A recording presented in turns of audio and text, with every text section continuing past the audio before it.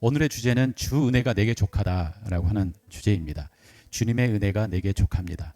여러분에게 주님의 은혜가 족하십니까? 네, 이 족하다고 하는 이 의미는 무엇이냐면 차고 넘친다라고 하는 거예요. 그래서 무엇을 생각하시면 되냐면 우리 광주리에 그 위에 이제 과일을 담아놨는데 그 과일을 오니까 떼굴떼굴 굴러 떨어지는, 그래서 가득 넘친, 차고 넘치는 것을 생각하시면 됩니다. 그런데 우리에게 한번 진짜 생각을 해볼 필요가 있습니다. 정말 주 은혜가 내게 족한가? 나는 족하다고 느끼나? 라고 하는 거죠. 주님의 은혜가 내게 족하다고 느끼나? 내게 이것만 있으면, 이 문제만 해결되면 족할 것 같은데, 내게 이 문제만 해결되면 내가 이제 만족할 것 같은데 라고 우리는 혹시 생각하고 있지 않습니까? 그러면서 무언가 왜 하나님은 이것을 안 들어주시지? 왜 하나님은 이것을 내게 안 주시지?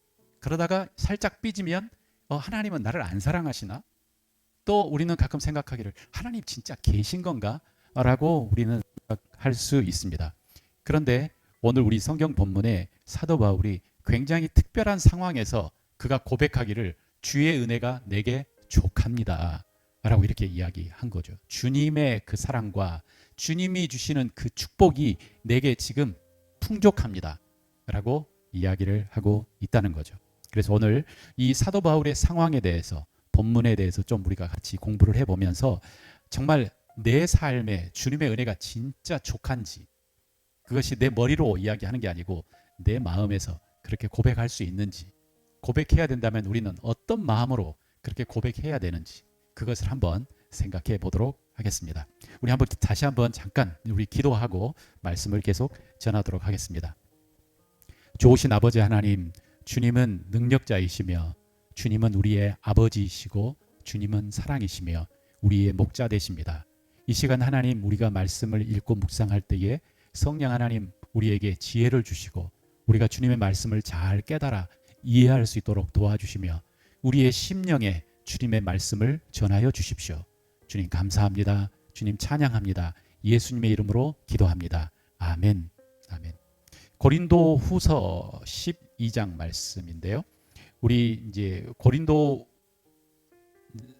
다른 데살로니가 전서 후서, 그래서 사도 바울이 편지를 똑같은 지역에 두 개씩 보내는 게 굉장히 드물기는 해요.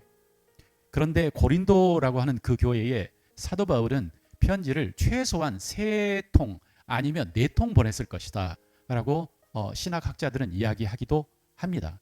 그리고 보낸 편지가 짧지가 않아요. 굉장히 길어요. 그래서 오늘 고린도 후서의 말씀을 읽을 텐데요. 우리가 사도행전을 쭉 공부하면서 우리가 배운 것은 뭐냐면, 사도 바울이 이제 아시아에서 전도를 하고 있다가 마게도니아에서 사람이 이제 유럽 쪽에서 이쪽으로 와서 우리를 도와주세요 라고 하는 그 환상을 보죠. 그리고 그 환상을 받고 이제 바로 이제 그리스 지역의 마게도니아, 빌립보, 그 다음에 데살로니가, 그 다음에 이렇게 가면서 도착했던 곳이 이제 고린도라고 하는 곳에 도착을 합니다. 그리고 다른 지역과 달리 그곳에서 1년 반을 머물면서 전도를 하고 그 다음에 사역을 합니다. 그러니까 굉장히 많은 애정을 쏟았던 곳이 바로 고린도예요. 그런데 고린도 교회에서 들려오는 소식이 좋은 소식들이 아니었던 것 같아요. 사도 바울의 마음을 막 무너지게 하는 소식이죠. 한번 상상을 한번 해보세요. 여러분들이, 우리가 같이 전도 여행을 갔어요. 어느 나라에 어떤 지역에 전도를 하고 그리고 교회를 세웠어요. 그리고 이제 우리는 떠나가야 되니까 그곳에 리더를 세우고 우리가 같이 기도하기를, 우리가 모든 서포트를 다 하겠다, 우리가 같이 기도도 하고 성경도 보내고 하니까 잘 있어주세요 라고 하고 떠났는데 거기에서 들려오는 소리가 좋은 소리가 안 들리는 거예요. 이 사람들이 정말 세상 사람들보다 더 문란하다라고 하는 소식도 들리고, 이 사람들 사이에 그리 크지도 않은 공동체 안에 당파가 생겼다. 누구는 아볼로파, 누구는 그리스도파, 누구는 베드로파, 누구는 사도 바울파 하면서 서로 막 싸우고 있다, 막 이런 소리들이 계속 들리고, 그리고 또 누가 이상하게 어떤 다른 복음을 전하는 사람들이 와가지고 사도 바울이 전하는 거 다 그거 진짜 아니야 라고 하면서 이야기를 한다 라고 하는 소리를 들었다면 어떨까? 참 마음이 무너질 것 같아요. 이 소리를 들으면서 이제 사도 바울이 11장, 고린도후서 11장, 12장 이렇게 읽어보면 굉장히 뭐라 할까? 명철한 그 사도 바울의 논리적인 이 편지보다 마음을 이야기하는 것 같아요. 근데 진짜 너희들을 향한 마음이 이거다 라고 하면서, 그러면서 12장에 그 이야기가 계속 진행되고 있습니다. 자, 사도 바울이 주의 은혜가 내게 족하다라고 하는 그 상황과 환경이 어떤 상황이었는지 한번 보도록 하겠습니다. 12장 1절부터 한번 공부를 해보도록 하겠습니다. 무익하나마, 이건 아무 쓸데없는데 이 말이에요. 내가 부득불 자랑하노니, 그러니까 내가 자랑을 한번 해보겠다. 주의 환상과 계시를 말하리라. 내가 그리스도 안에 있는 한 사람을 아노니 그는 14년 전에 셋째 하늘에 이끌려 간 자라. 그러니까 그곳에 와서 사도 바울이, 우리가 이제 전도하고 나고 후에 어떤 다른 사람이 온 것 같아요. 그러면서 뭐라고 이야기하냐면, 사도 바울은 그런 걸 경험해보지 못했지만 나는 진짜 하나님을 만났어, 천국에 가봤어, 뭐 이런 이야기 했던 것 같아요. 그러니까 사도 바울이 이렇게 자랑하는 것은 별로 도움이 안 되지만 그러나 나도 이야기해 줄게. 그러면서 14년 전에 자신에게 있었던 이야기를 잠깐 언급을 합니다. 그러면서 뭐라고 하냐면, 나는 셋째 하늘에 간 적이 있다. 근데 여기서 나라고 이야기하지는 않아요. 그러니까 어떤 사람이 있어요. 그러니까 이게 너무 중요하지는 않지만, 그러나 너희들이 누군가 봤다고 하고 뭐 천국 갔다는 간증에 막 마음이 흔들리고 그런 것을 자꾸 들어보니까 내가 이야기를 해줄게. 그러면서 자신의 이야기를 약간 삼자의 입장으로 이야기합니다. 그 사람이 내가 셋째 하늘에 간 적이 있어. 이스라엘 사람들한테는 하늘이 세 부류로 나뉘어 있다고 생각해요. 첫 번째 하늘은 우리가 보는 이 하늘이에요. 새가 날아다니고 이제 구름이 떠다니는 이 하늘. 두 번째 하늘은 그 너머에 있는 우주의 하늘이고, 셋째 하늘은 바로 하나님이 계시는 그 하늘을 이스라엘은 있다고 생각을 하고 있어요. 그리고 사도 바울이 나는 그 셋째 하늘에 갔다. 그러면서 뭐라고 하냐면, 그가 몸 안에 있었는지 몸 밖에 있었는지 나는 모르거니와 하나님은 아시느니라. 그러니까 이게 진짜로 내가 갔는지 아니면 어떤 특별한 영적인 경험을 해서 내가 그것을 봤는지 잘 모른다. 내가 이런 사람을 아노니, 다시 한번, 그가 몸 안에 있었는지 몸 밖에 있었는지 나는 모르거니와 하나님은 아시느니라. 그러면서 4절, 그가 낙원으로 이끌려가서 말로 표현할 수 없는 말을 들었으니 사람이 가히 이르지 못할 말이니라. 그러니까 그가 어디로 갔냐면 사람의 말로 표현할 수 없는 어떤 낙원으로 그가 이끌려 간 거예요. 그리고 진짜 천국을 못 본 거예요. 맛본 거예요. 경험을 한 거예요. 그런데 여기에 뭐라고 하냐면, 그리고 자신의 말로 가슴으로 다 채울 수 없을 것 같은 엄청난 이야기를 들었다. 그런데 사람이 가히 이르지 못할 것이라. 그런데 이 말을 내가 하는 것을 허락받지 못했다라고 이 영어 성경은 이렇게 해석하고 있어요. 그러니까 이 말을 밖에 나가서 이야기하지 마라. 사담으로 그냥 제가 한번 생각을 해봤어요. 왜 하나님은 우리에게 천국을 보여주시지 않을까? 어떻게 생각하세요? 천국을 한번 딱 본다면, 천국을 경험한다면, 그러니까 너희들이 기도를 하는데 약간 초급 아니면 중급 정도 돼서, 신앙의 중급 정도 돼서 막 기도를 하면 어느 순간 우리가 천국을 그리고 천국의 그 아름다운 것을 본다면 여러분의 신앙이 어떨 것 같아요? 네, 제 앞에 있는 어떤 자매가 이렇게 했습니다. 천국을 본다면 진짜로. 근데 저는 이렇게 생각해요. 하나님께서 우리를 사랑하셔서 의도적으로 이것을 보지 못하게 하실 수도 있겠다. 왜냐하면 그곳이 우리가 말로 형용할 수 없는 엄청난 곳이기 때문에 그곳을 갔다가 돌아오면 이 땅에 적응을 못할 것 같아요. 이 땅에서 우리가 보통 이렇게 이야기하잖아요. 지금은 하도 해외여행을 가는 사람들이 많아 있어서 그렇지만 한국에서만, 한 문화권에서만 살다가 다른 나라의 문화를 가서 경험한 사람, 그래서 세계의 문화가 이렇게 함께 연결되어 있는 사람들, 이런 사람들이 자신의 나라에 돌아와서 적응을 못한대요. 그러니까 아이덴티티에 충격이 오는 거예요. 그런데 하물며 미국에 갔다가 돌아온 이후로 저희 가정도 한 3, 4년 가정 전체가 약간 우울증에 빠진 그런 게 있었어요. 이게 적응을 못하는 거죠. 그런데 하물며 천국에 갔다 오면 사람들이 이 땅에 적응을 잘 하실 수 있을까? 저는 가끔 그렇게 생각해 봐요. 이건 저의 사담이에요. 이건 설교하고도 상관없는 이야기인데 그냥 했어요. 네. 그래서 낙원에 이끌려 갔고 이 사람이, 그리고 하나님께서 나한테 허락되지는 않았지만 엄청난 이야기를 해준 그 경험을 나도 갖고 있다. 내가 말하지 않을 뿐이지. 5절에 내가 이런 사람을 위하여 자랑하겠으나 나를 위하여서는 약한 것들 외에 자랑하지 아니하리라. 6절 내가 만일 자랑하고자 하여도 어리석은 자가 되지 아니할 것은 내가 참말을 함이라. 그러나 누가 나를 보는 바와 내게 듣는 바에 지나치게 생각할까 두려워하여 그만두노라. 그러니까 이 자랑을 하지 않는 이유가 이거예요. 뭐라고 하냐면 내가 천국을 경험하고 내가 하나님을 만나고 하나님의 이야기를 들었다고 하면서 여러분들이 나를 사람 이상으로 생각할 것에 대해서 내가 이것은 건강하지 않다. 이건 좋지 않다. 그래서 나는 자랑하지 않는다라고 이야기하고 있어요. 그러니까 우리도 여러분들 중에 갑자기 누가 나는 보여. 나는 네 미래가 보여. 기도하면 다 보여. 이런 사람들 우리 어때요? 보통 이전에는 와 가가지고 저희 딸내미가 결혼을 하려고 어떤 사람을 만나는데 이 사람이 좋은 사람일까요? 기도 좀 해주세요. 이런 것은 하나님의 방법이 아니라는 거죠. 하나님의 방법이 아니라는 거죠. 어떤 사람이 내가 보여. 그래서 나는 더 우월해, 탁월해. 이런 사람을 여러분들이 듣는다면 뭘 해야 될까요? 빨리 도망가셔야 돼요. 이런 사람들은 여러분들을 행복하게 할 수가 없어요. 여러분들을 본질에서 벗어나게 해요.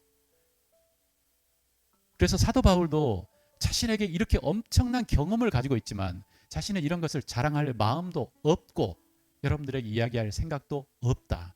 그런데 너희들이 하도 그렇게 말하는 사람들에 꼬여 있으니까 내가 없는 것이 아니다. 그러면서 쓸데없는 자랑을 한다라고 이야기하는 거죠. 자, 7절. 여러 계시를 받은 것이 지극히 크므로, 그러니까 사도 바울이 받은 계시가 너무 크기 때문에 너무 자만하지 않게 하시기 위해서 자 여기서 어떤 이야기가 나옵니다. 그러니까 내가 보고 내가 들었고 했던 것들이 너무 정말 엄청난 것이기 때문에 내 육체의 가시 곧 사탄의 사자를 주셨으니 이는 나를 쳐서 너무 자만하지 않게 하려 하심이라 라고 하는 거죠. 이 말이 무슨 말일까? 하나님께서 사도 바울의 몸에 사탄의 가시와 같은 무언가를 남겨주셨다라고 이야기해요. 그게 뭘까요? 사탄의 가시와 같은. 그래서 신학자들이 생각을 해요. 이게 뭘까? 사탄의 가시와 같은 게 사도 바울의 몸에 있는 어떤 질병이 아닐까? 라고 생각하면서 두 가지를 추측을 합니다. 첫 번째는 그의 눈의 문제가 아닐까? 그러니까 그가 예수님을 처음에 만나면서 이 강력한 빛에 딱 노출된 이후로 그의 시력의 문제가 확실하게 처음에 왔고요. 보지 못하고. 그리고 그 후에 이게 이야기하는 걸 보니 내가 큰 글씨로 너에게 쓰노라 뭐 이런 것들을 보면서 사도 바울에게 시력의 문제가 있지 않았을까? 아니면 사도 바울이 어떤 통증 이런 문제, 몸에 통증이 있지 않았을까? 아니면 또 어떤 분은 사도 바울에게 간질이 있지 않았나? 이렇게 이야기도 해요. 사도 바울에게 아니면 이것은 사도 바울이 가는 곳마다 핍박을 받잖아요. 이런 것이 아닐까? 그런데 이것은 외적인 것이고 몸의 가시를 가졌다고 하니 사도 바울에게 큰 몸적인 질병이 있었던 것 같아요. 자신을 너무너무 괴롭히는. 그래서 그 다음에 뭐라고 하냐면 이것을 내게서 떠나가게 하기 위하여 내가 3번 주께 간구하였다. 3번이라고 하는 말이 무슨 말일까요? 1번, 2번, 3번? 아니에요. 엄청나게 많이 기도했다 이 말이에요. 이스라엘 사람들한테 3이라고 하는 것은 완전 숫자예요. 그래서 내가 열심히 기도했다. 정말 이것을 떠나가게 해주세요. 전도하려고 하는데 어떤 곳에 가려고 하는데 자꾸 이게 제 목덜미를 잡아요. 하나님 이것만 없으면 제가 날아갈 것 같아요. 이것만 없으면 제가 날아갈 것 같아요. 그런데 내가 이걸 만약에 내 몸에 있는 어떤 고통이라고 생각하면 내가 전도하고 사람들을 하려고 하는데 이것이 나의 뒷덜미를 탁 잡고 나를 못하게 해요. 라고 하면서 하나님께 기도를 한 거죠. 계속 기도를 한 거죠. 그런데 하나님께서 뭐라고 이야기하십니까? 9절에 같이 한번 읽어볼까요? 9절 시작 읽습니다. 시작. 나에게 이르시기를 내 은혜가 네게 족하도다. 이는 내 능력이 약한 데서 온전하여 짐이라 하신지라. 그러므로 도리어 크게 기뻐함으로 나의 여러 약한 것들에 대하여 자랑하느니 이는 그리스도의 능력이 내게 머물게 하려 하심이라. 라고 이렇게 이야기합니다. 그러니까 사도 바울의 몸에 있는 이 엄청난 질병, 이것을 떠나가게 해주시라고 기도를 했는데 하나님께서는 뭐라고 하냐면 내 은혜가 너에게 족하다. 내 사랑이 너에게 넘친다. 라고 이렇게 대답을 해주신 거예요. 그리고 내 능력이, 그리스도의 능력이 약한 데서 온전하여진다.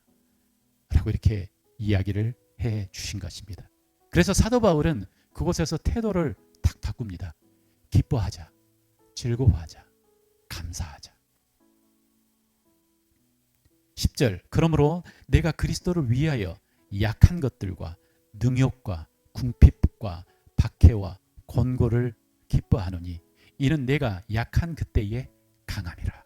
그러니까 사도 바울이 전도를 할 때 제가 선교사 사역을 한 저도 6년 동안 이 선교 활동을 하면서 제게 있는 정말 제가 제 아내를 와 결혼한 이유 중에 하나도 언어에 내가 그 어려운 러시아 말을 정말 배우기는 하지만 물론 열심히 배워야 되겠지만 정말 현지 사람과 내가 결혼을 하면 정말 엄청난 메리트가 있을 것이고 정말 주님의 복음으로 내가 러시아를 뒤집어 엎어버리겠다고 생각하면서 제가 결혼을 했는데 아니나 다를까 현지에 가보니 너무나 많은 장벽 그리고 엄청나게 보이는 게 뭐냐면 내 안에 있는 연약함들이 보였어요. 내 안에 있는 연약함들이. 그리고 또 미국 선교사들과 이렇게 비교하면서 야 이게 선교사들 사이에서도 약간 레벨이 있어요. 이 후원의 레벨이 있어요. 어떤 선교사님들은 또 이 선교사님들 중에도 어느 교회에서 파송되느냐 어떤 교회에서 파송되신 분들은요 뒷배가 단단해요. 짱짱해요. 돈의 걱정을 안 하세요. 근데 저 같은 후원자를 받아서 사역하는 사람들은 늘 돈이 없어요. 이렇게 걱정해요. 그러니까 사도 바울도 후원자들을 모아서 간 게 아니잖아요. 그냥 갔어요. 그리고 돈이 없으면 그곳에서 텐트를 만들어서 팔아서 그 돈으로 그리고 그곳에서 성도들이 모아주면 그 돈으로 그렇게 산 거죠. 그러니까 여기서 뭐라고 하냐면 궁핍과 박해와 곤고를 내가 경험했다. 그리고 가는 곳마다 나를 대적하는 사람들을 만났다. 그리고 이 사람의 발목을 잡았던 그 몸에 있는 고통이 함께 있었다.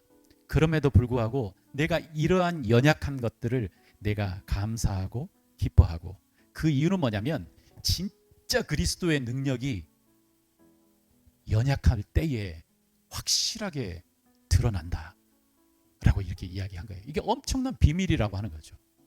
그러니까 내가 진짜 말로 잘 설명하려고 했을 때 예를 들어서 우리가 사도행전을 계속 읽었을 때가 사도 바울이 생각할 때 진짜 똑똑하게 설교했었던 때가 사도 바울은 어느 때라고 생각했냐면 아테네에서 아리스고바고라고 하는 그 지금 우리나라로 이야기하면 여의도에 아주 법을 만드는 아주 중요한 그곳에서 설교를 했었을 때가 아마 진짜 똑똑하고 철학적이며 엄청난 설교를 했을 거라고 생각할 수도 있어요. 뭐라고 설교했냐면 여러분들 내가 시장을 돌아다녀 보니 수많은 신들이 있더라. 여러분은 정말 종교에 굉장히 종교성이 있으신 분입니다. 칭찬해주고 그런데 돌아가 보니 여기에 이름 없는 신도 여러분들이 섬깁디다. 그러면서 그 이름 없는 신부터 시작해서 예수님까지 쫙 설명하고 연결하는 이 철학적이며 이 논리적인 엄청난 설교. 그렇다 그 결과는 뭐냐면 예수님을 영접하는 사람들이 아주 극소수였어요. 그러나 고린도에 가서 이 사람이 깨달은 거예요. 아, 이렇게 똑똑하게 설명하는 거 아니구나. 내가 이제 나는 좀 바보스럽지만 그래서 뭐라고 표현하냐면 헬라 사람들한테는 이것은 바보 같은 말이고, 그리고 유대인들에게는 걸리는 돌인데 나는 십자가와 그 십자가의 권능만 나는 설교하겠다 라고 마음의 결정을 하죠. 그러니까 나의 똑똑함이 아니에요. 나의 능력이 아니에요. 예수 그리스도, 그분이 역사할 때 능력이 일어나더라. 나의 연약할 때 그분의 능력이 내 안에서 강해지더라 라고 하는 것을 사도 바울이 경험한 거예요. 저는 이 사도 바울의 서신서를 보면서 가끔 고린도 전서 후서에 특별히 뭐라고 하냐면, 나는 너희들 앞에 있었을 때 굉장히 떨었다 이렇게 이야기하는 표현도 있어요. 두려웠다, 떨었다. 이게 그냥 미사여구가 아니고 이게 진짜 그랬던 것 같아요. 사도 바울이 그곳에서 굉장히 똑똑한 것 같은 그 유럽 사람들 앞에서 복음을 전하면서 나는 떨었다. 그렇지만 나의 연약함 속에 하나님의 능력이 강하게 역사한다 라고 하는 거죠. 그래서 사도 바울에게는 비록 그 몸에 가시가 있었지만, 그를 정말 고통스럽게 하는 가시가 있었지만, 그는 뭐라고, 하나님께서는 그에게 뭐라고 이야기하냐면, 내 은혜가 너에게 족하다 라고 한 거예요. 자, 이 말을 한번 생각을 다시 한번 해봅시다. 내 은혜가 너에게 족하다. 이게 사도 바울에게만 했을까? 아니면 이 말이 우리에게도 해주시는 하나님의 말씀일까? 어떻게 생각하세요? 이게 사도 바울에게만 하나님께서 내 은혜가 너에게 족하다. 왜냐하면 너는 지금 엄청나게 어려운 전도를 하고 있잖아.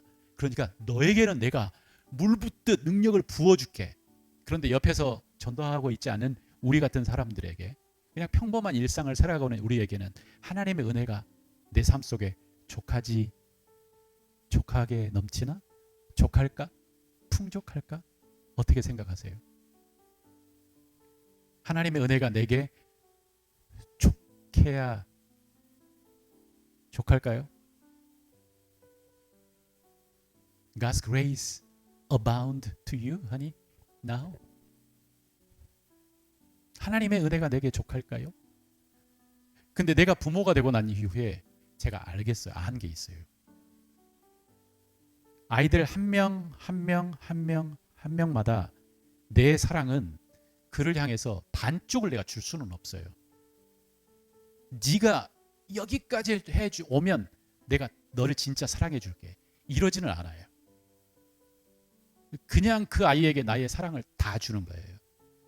그리고 그의 필요를 채워주는 거예요. 진짜 사랑하는 부모라면. 반쪽만 줄 수 없어요. 그리고 잘 나가고 똑똑하는 애한테 내가 사랑을 더 주고, 내 말을 안 듣는 애한테 사랑을 덜 줄 수도 없어요. 진짜 좋은 부모라면. 진짜 좋은 부모는 나의 사랑, 그리고 내가 그와 함께 있어요. 그래서 하나님은 우리에게 이렇게 말씀하셔요. 나의 은혜가, 사랑하는 아들아, 사랑하는 딸아, 너에게 족하다. 너에게 족하다. 나의 은혜가, 나의 사랑이 너에게 족하다. 그러면 우리한테 질문이 생기죠. 그런데 하나님, 왜 내가 진짜 원하는 거 이거 안 주세요? 정말 이것만 있으면 내 삶이 행복해질 것 같은데, 하나님 다 기도했는데 내가 기도를 덜 해서 그런 건가? 우리는 또 나름대로 이유를 찾죠. 내가 기도를 조금 덜 했기 때문에 지금 내가 원하는 게 이루어지지 않는가 보구나. 또 그리고 사람들이 이야기하기를, 당신이 아직 그렇지 못한 이유는 당신이 기도를 못해서입니다. 뭐 이렇게 이야기도 하고. 그러니까 뭔가 부족하다고 이야기하는 거예요. 뭔가 부족해요. 하나님의 사랑을 완전히 받기 위해서는 뭔가 아직 1%가 부족합니다. 2%가 부족합니다. 하나님, 내가 만족하다, 족하기 위해서는 내가 뭔가 부족합니다. 이 사람의 관계만, 정말 나를 사랑해 줄 그 사람만 내 옆에 있으면 내 삶이 완전히 완전체가 될 텐데 왜 안 들어주실까? 내가 꿈꾸는 그러한 집을 나에게 주시면 내 마음이 가득 찰 텐데 왜 안 될까? 내가 건강하면 내가 완전체가 될 텐데 왜 아닐까? 우리는 아직 내 안에 뭐가 완전체가 안 됐다고 생각을 하고 있고, 그 이유를 나에게서 찾고 하나님에게서 찾으려고 해요. 그런데 하나님께서는 뭐라고 하냐면 내 은혜가 너에게 족하다 라고 이야기하는 거죠. 내 은혜가 너에게 족하다. 그래서 영어 찬양 중에 이런 Your gracious is sufficient for me. 당신의 은혜가 내게 족합니다. 그 다음에서 후렴 구절에 뭐라고 나오냐면 All I cling to. 내가 모든 거 꽉 붙잡고 이것만 있으면 내가 행복해질 것 같은 그런 거 있어요. 이거 I lay at your feet. 내가 당신의 무릎에 당신의 발에 내려놓습니다. 왜냐하면 하나님은 나를 정말 아시고 지금 이 순간 나에게 정말 필요한 것들을 하나님께서는 다 주십니다 라고 그 찬양이 나오는 찬양을 제가 기억해요. 그래서 사도 바울의 몸에 있는 그 고통도 그는 하나님의 은혜가 내게 넘치구나. 우리가 어떤 상황이든 이제 정말 우리가 이 세상을 걸어가면서 우리가 완전하지 않은 세상을 걸어가기 때문에 우리는 늘 문제를 만나고 어려움을 만나고 쓰러지기도 하고 고통을 받기도 해요. 아직 주님의 은혜가 내 안에 퍼펙트하게 이루어지는 것은 나중에 우리가 주님과 함께 새 하늘과 새 땅에 들어가는 그때에 모든 것이 다 이루어지겠죠. 그러나 이 땅을 살고 있는 지금도 주님의 그 사랑은 우리한테 완전하다고 하는 것을 먼저 우리가 믿어야 돼요. 하나님이 계시다라고 하는 믿는 것, 하나님이 사랑이시다라고 하는 믿는 것, 하나님의 그 은혜가 내게 충만하시다라고 하는 믿는 것은 다 똑같은 맥락을 가지고 있어요. 그러면서 그렇게 이야기하잖아요. 사탄도 하나님이 계신 것을 알고 있어. 그런데 사탄은 어떻게라도 네 마음속에 근데 그 하나님은 그러니까 사탄은 절대 하나님 없어 그렇게 내게 공격하지 않는데요. 내가 사탄에게 막 존댓말을 하려고 했네요. 하나님은 없어 라고 이렇게 공격하지 않는데요. 근데 뭐라고 이야기하냐면 하나님은 너에게 모든 것을 다 주시지 않아. 하나님은 선하신 분이 아니야. 하나님은 너를 진짜 사랑하지 않아 라고 이 하나의 끝을 싹 바꾸는 것이 사탄의 전략이래요. 이게 사탄의 전략이에요. 자, 우리 안에 그래서 전제를 가지고 깔아야 돼요. 하나님이 계시다. 하나님이 정말 나를 사랑하신다. 그리고 그 하나님이 나에게 충만하게 채워주시고 나를 지켜주시고 보호하여 주신다. 이 전제를 미리 깔고 간 다음에 그 다음에 그러면 내가 직면하고 있는 이 문제들은 무엇이? 이걸 어떻게 우리가 이해를 해야 되지? 사도 바울의 편지를 보면 무언가 그 안에서 대답을 찾을 수 있어요. 로마서 8장에 보면은 모든 것이 합력하여서 선을 이룰 것이다 라고 이야기했어요. 하나님을 사랑하는 자, 그 뜻대로 인도하심을 받는 사람은 모든 것이 합력하여서 뭔가 작품을 만들 것이다. 빌립보서에서도 사도 바울이 이야기합니다. 항상 기뻐하라, 쉬지 말고 기도하라, 범사에 감사하라. 이렇게 이야기할 수 있는 것은 뭐냐면 바로 이 전제를 확실하게 깔고 간 거예요. 하나님은 나를 사랑하신다. 하나님은 나에게 최선으로 인도하신다. 그렇기 때문에 나는 모든 상황 속에서 나는 감사할 거야. 기뻐할 거야. 이게 하나님의 뜻이다 라고 이야기합니다. 또 사도 바울이 이야기합니다. 고린도 전서가 후서에서 나는 어떤 상황에서도 나는 자족함을 배웠다 라고 이야기합니다. 자족함을 배웠다. 지금 내가 직면하는 모든 어려움과 문제 때문에 내 인생이 나는 완전치 않아. 나는 무너져. 나는 뭔가 부족해 라고 생각하면 이것은 우리는 이미 생각 속에서 사단에게 속임을 받고 우리는 뭔가 지고 있는 거예요. 근데 믿음은 그렇게 이야기하지 않아요. 성경은 그렇게 이야기하지 않아요. 아니야. 나의 사랑은 너에게 지금 충만해. 나의 사랑은 너에게 충만해 라고 이렇게 이야기하고 있어요. 우리가 내 이름으로 된 집이 없어도 나의 지금 나는 행복할 수 있어. 내 사랑하는 사람이 내가 원하는 만큼 나를 사랑해 주지 않아도 나는 주님과 함께 나는 충만하고 나는 행복해. 내가 비록 나의 어떤 누가 뭐가 채워지지 않아도 나는 주님과 함께 나는 행복하고 충만해 라고 서가는 것이 바로 성숙의 길이고요. 주님을 닮아가는 길이에요. 여러분, 제가 카톡으로 어제 정선희 집사님의 간증을 보내드렸어요. 제가 그분을 굉장히 좋아해요. 나이대도 나하고 지금 50세 한 중반 뭐 이렇게 되실 것 같아요. 그러니까 그분이 오실 때부터 옛날 개그맨이었을 때부터 내가 관심이 있었어요. 굉장히 성품이. 그러다가 그분이 안재욱이라고 하는 아주 잘생긴 남자와 결혼한다고 하는 소식을 듣고, 그런데 한 결혼하고 난 이후 10개월이 되고 난 이후에 그 남편이 자살을 했어요.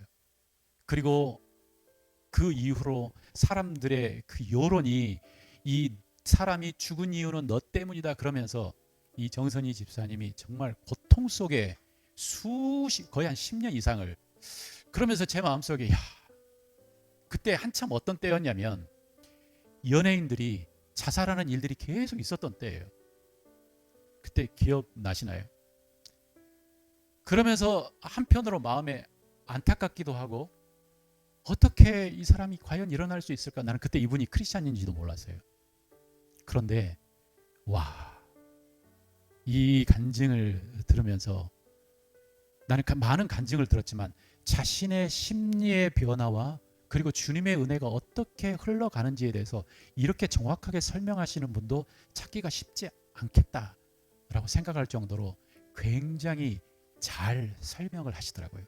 그 고통 속에 하나님이 없는 것처럼 느껴졌을 때, 하나님 왜 내게 이러한 어려움을 주세요 라고 하는 그때에 하나님께서 그를 만지시고, 그리고 그런 분이 뭐라고 이야기하냐면,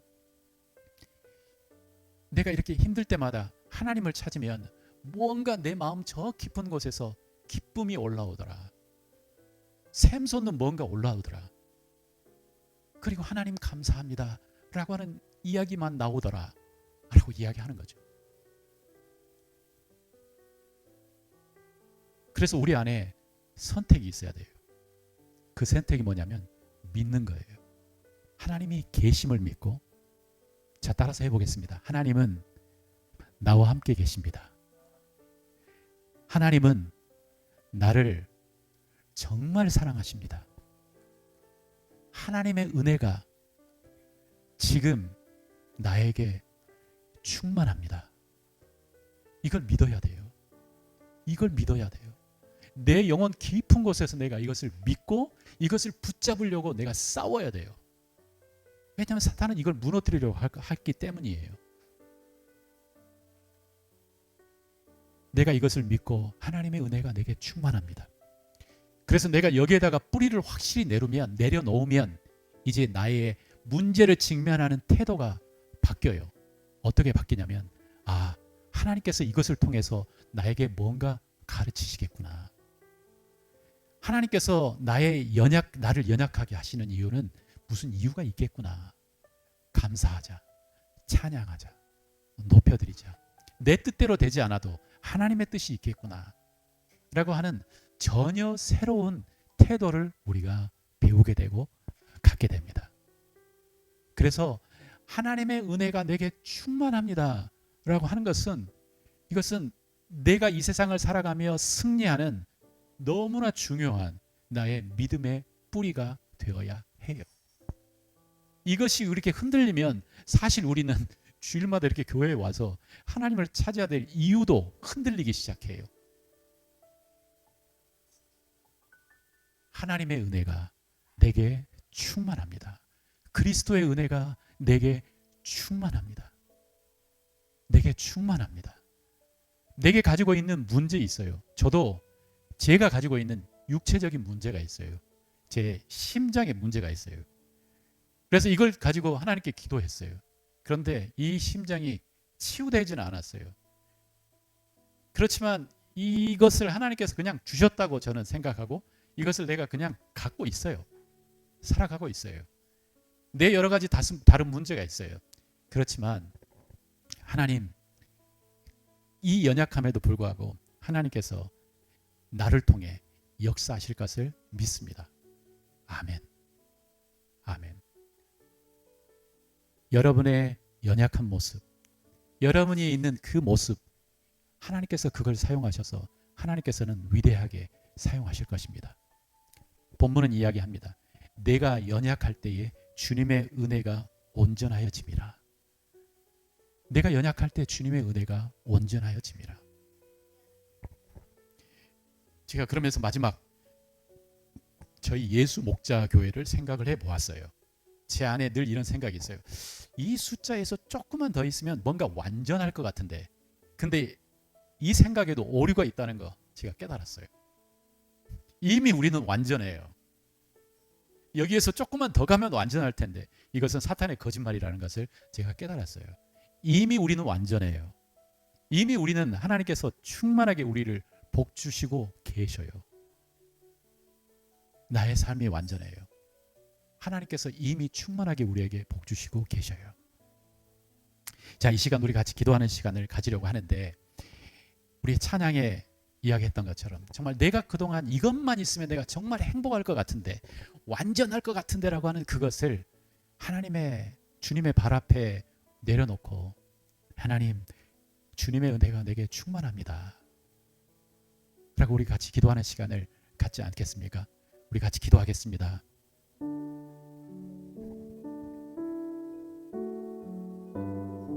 아버지 하나님, 주님의 은혜가 내게 충만합니다. 주님의 은혜가 내게 충만합니다.